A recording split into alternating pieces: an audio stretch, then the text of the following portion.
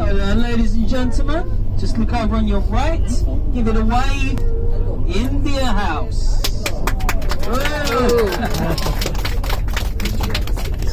Hello, India House. Bharat Bhavan.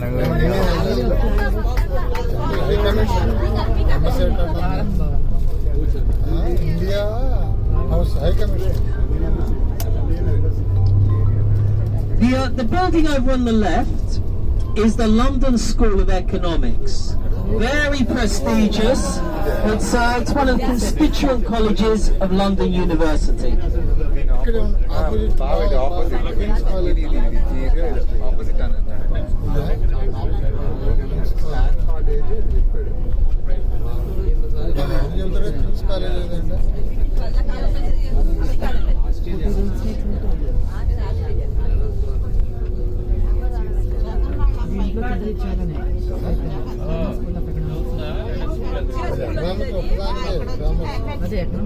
Building over on our left-hand side is the Royal Courts of Justice.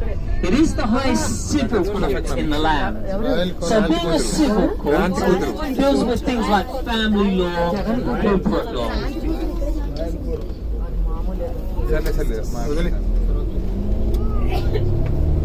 And if you look out the front window, we're going to be passing on our right.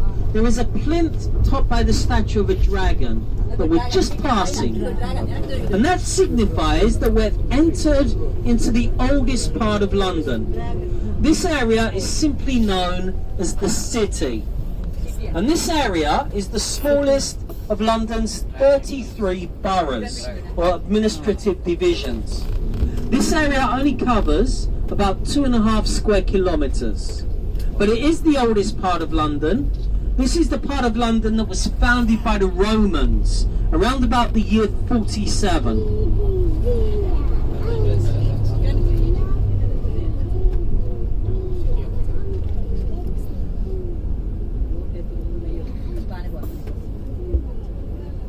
ఇక్కడ పక్కన parking లేదు కానీ కార్ల parking మనం అయితే పెట్టేస్తాం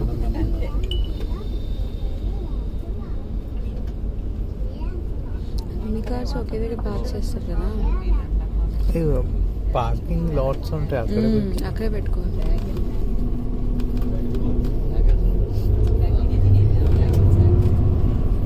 The street that we're currently on is quite a famous street. You may have heard of it. It's called Fleet Street. And Fleet Street is famous because for about 300 years, up until the 1980s, it was the centre of the British newspaper industry. So all of the famous British newspapers used to have their headquarters along this street. Newspapers such as The Times, The Telegraph, The Daily Mail, The Sun, The News of the World, all used to have their headquarters along Fleet Street. So the street is very famous for journalism. And if you look out the front window of the bus, once again, you're going to see in the distance the dome of St Paul's Cathedral.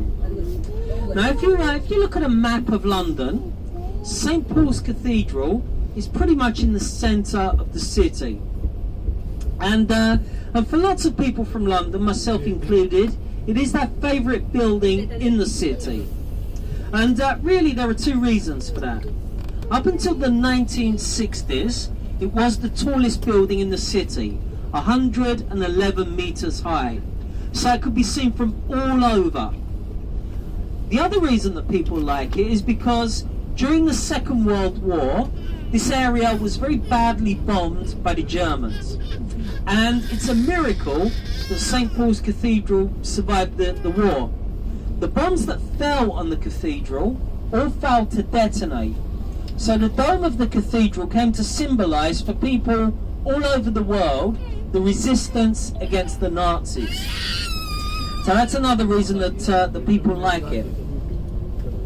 Now the land that the cathedral stands on has been sacred land for a long time. The Romans originally built a temple there dedicated to Apollo. When the Roman Empire became Christian, it became a church. And there have been at least 4 earlier cathedrals on the site until this one was built and this one was completed in 1708. Now the cathedral is, to all intents and purposes, the world's first purpose-built Protestant cathedral. And if you go inside St. Paul's, and unfortunately we don't have time to do it now, which is another reason you have to come back to London. If you go inside St. Paul's, you can go all the way up to the top of the dome for one of the best views over the city, 111 metres up. Also buried in the cathedral are some famous people.